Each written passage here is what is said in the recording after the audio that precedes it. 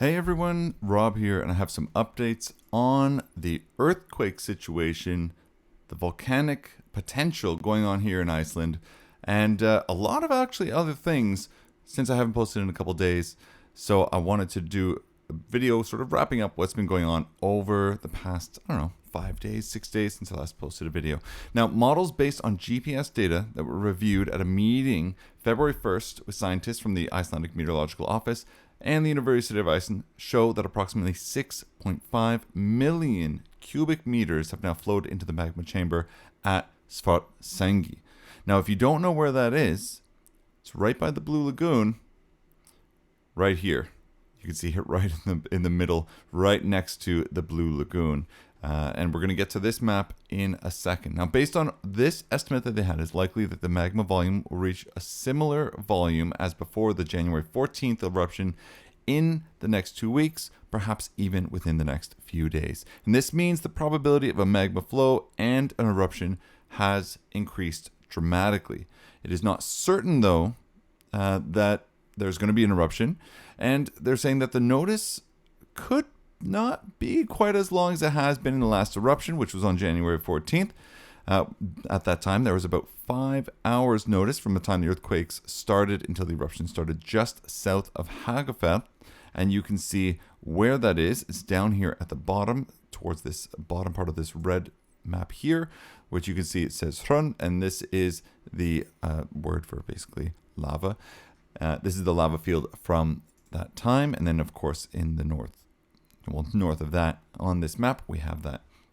So they're saying that the warning period may not be quite what we saw before. Now, the warning for the volcanic eruption between Stora Skogfell and Sundnuk on December 18th, and that's the north one there, lasted about 90 minutes. But that eruption occurred approximately in the middle of the magma tunnel. In case of repeated magma flows, it is likely that the path for the magma will be easier, and this will be accompanied by less seismic activity. However, magma flows are always accompanied by increased micro-seismic activity, and it is most likely that there will be a warning for at least 1 hour on the eve of a volcanic eruption, which will most likely find its way to the magma tunnel that formed. Again, all of this formed November 10th. Seismic activity has been similar to last week. We'll take a quick look at that right now. We see the last 48 hours. This is in Icelandic. We see the magnitude here going up and down on this graph here. And then, of course, time going from left to right. And you can see that the magnitude has increased since then. Now, in the last 7 days, almost 200 earthquakes have been recorded over the magma tunnel that we're looking at here, which is basically, through this orange and red area. And most of the earthquakes were small earthquakes below 1.0 at a depth of 2 to 5 kilometers in the area from Stora Skogfell in the north and a little south of Hagafell. And again, that's sort of down here where that last eruption took place. The largest earthquake measured 1.8, located almost a kilometer south of Hagafell. Now, the Meteorological Agency has published this updated hazard assessment map. The main changes are, of course, if we're looking at the previous one, here we have the previous one, which we have green, some yellows, oranges, and then we, of course, see these areas shifting to an increased risk. So the main changes are the area 3 goes up to red, which is a high risk area, and areas 2 and 6 go up to orange, which is a considerable risk. Grindavik remains unchanged, which is region 4. And again, taking a look at these, it is noted the Blue Lagoon is still open, and it is right here, and this danger area for Blue Lagoon has remained unchanged. Curious enough, though, because they do keep mentioning Svartsengi as, the place where everything is happening. But, of course, the eruption first happened here, and then south. And so my guess, and probably their guess, is that it'll occur in this red region once again, because that's where it has over the last 2. So again, we have this situation, but we also have, and if we take a look at some of these other maps here, and I'll zoom in here, it's a little bit hard to read, but there have been quite a few earthquakes that were recorded between Husafell and Blauafell. And I touched on this in one of the previous videos. Now, Blaufeld is a ski resort that is very close to Reykjavik. Now, you can't really see it on this one here, but if we zoom in on this terrible graph here, it is right here where my mouse is. So this area, you can see all of the earthquakes going on here. Very close to Reykjavik when compared to the seismic activity and the volcanic activity that occurred by Grindavik. Now, again, most of these earthquakes, it's kind of a bit more rare to be in this area, but the largest one measured 3.1 on Saturday, January 27th. There was a 2.9 Sunday, January 28th, and a report was received by the meteorological office that the first one had been found in Breiðholt, which is actually in the Reykjavik area. But 2 small earthquakes were recorded in the area on Monday, both below 1.0. No real earthquake information in the area since then, but it's possible that the activity will pick up again in the future. Now, all of these quakes are in an area that is north of fault, has been called, and it's going to be terribly butchering it, Kvalnux Smíðgangið. Now, this fault is a north-south fault about 17 kilometers long and extends from Kledervat in the south. And we can take a look. I believe these maps might even show it. I'm going to zoom out. Kledervat is, here we go. This area here, that is Kledervat, which is the water, and then Blaufeld again is over here. So it's 17 kilometer long, extends from Kledervat in the south, and it's probably responsible for the earthquakes recorded on the Reykjanes Peninsula. So it's this fault line is what they're saying is what is connected.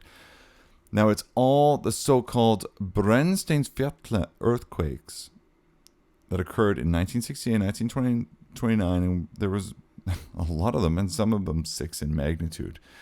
There are no measurements that indicate magma is gathering under this area, says Kristin Jónsdóttir, head of department at the Icelandic Meteorological Office.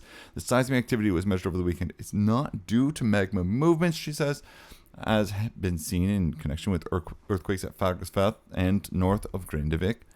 Now, the earthquake series between Húsfell and Blaufeld over the weekend, again, this sort of fault area, and they're saying that they're just earthquakes that are known in the south, in the Reykjanes Peninsula, and again, not caused by magma, but caused by tectonic stresses that build up as the North American plate and the Eurasian plate move past each other.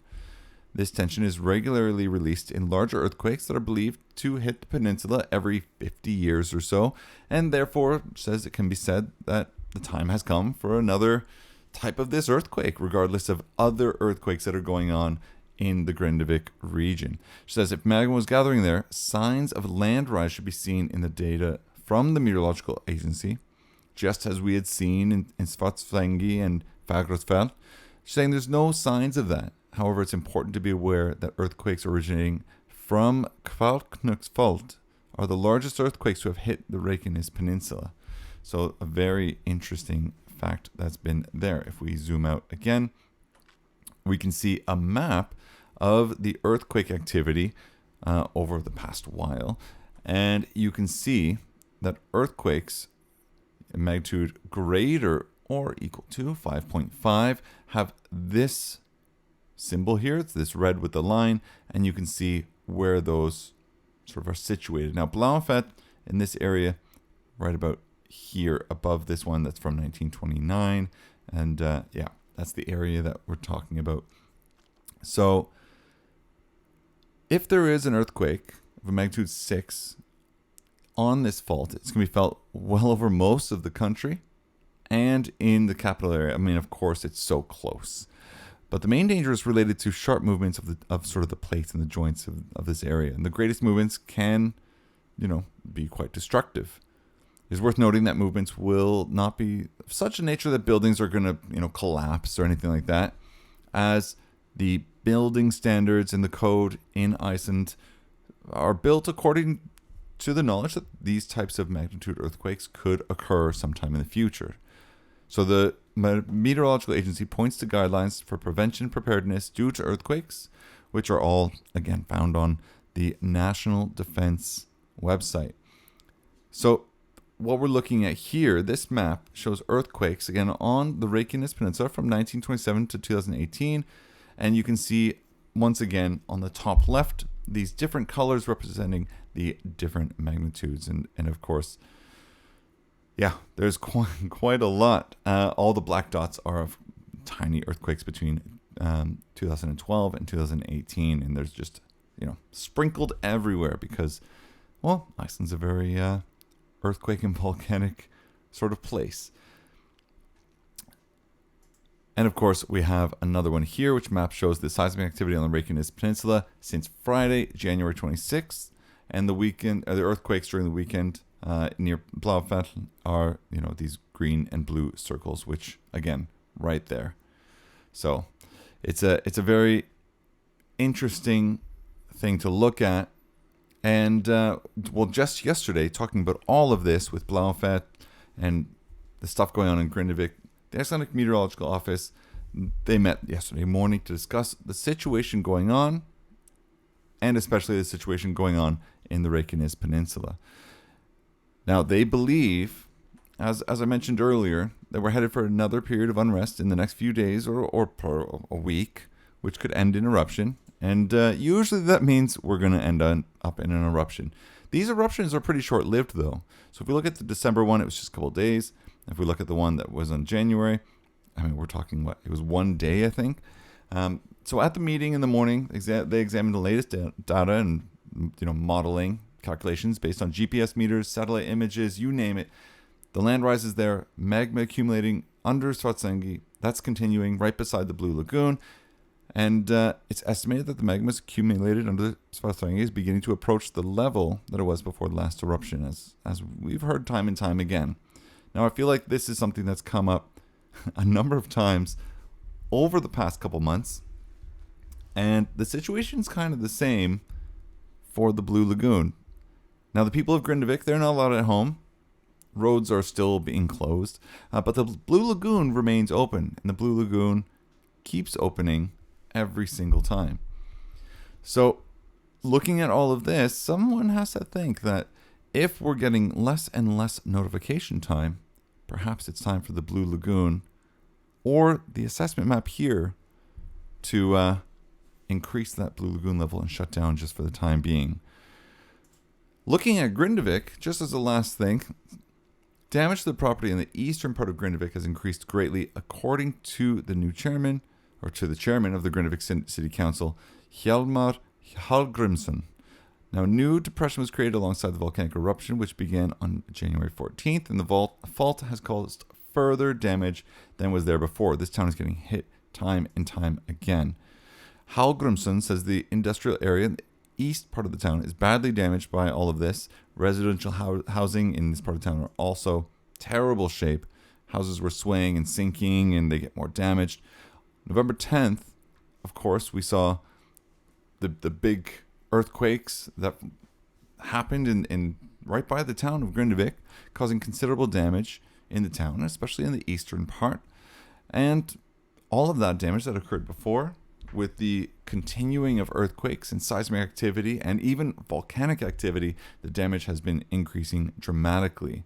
It's just got a lot worse, and there's a lot of damage there, and the houses are not exactly ruined, but the ground has gone down and sinking, and the houses and buildings, everything's damaged. So you can see here as well, roads peeling up, cracks. There was a guy that fell in one of these and he was lost. He couldn't be found. So it's a very dangerous area, which is why the government is looking to buy out the entire town of Grindavik if they want to move. So that's pretty much it for the news for today. As I said, not too much going on for seismic activity, but it's worth noting, it's been really windy here the past couple of days in Iceland. It is worth noting that we were seeing previously almost all of the seismic activity below a magnitude of 1, and now we're seeing a shift up to between 1 and 2, with some of them hitting around 3. Now, the 3 ones are a little bit off of the area, but we're seeing that, and we can see the depth here. If we take a look at some of these bigger ones, We can see the one that was magnitude of 3.3 near Grindavik. That was a depth of 5 kilometers. So take that with, what you will. And we're going to keep an eye on this. Be sure to subscribe. Keep updated because there's going to be an eruption basically in the next few days, unless something dramatically changes or something just all of a sudden stops. But yeah, I'm not sure what to expect. I think we saw December eruption, January eruption. It's now February. It's time for the three eruptions in 3 months. Crazy. If you're in Iceland, let me know what your thoughts are in the comments on all of this going on while you're here. And all I can say is it's good news that these are not ash eruptions yet, but if they hit the water, that might be a different story. So until next time, thank you so much for watching.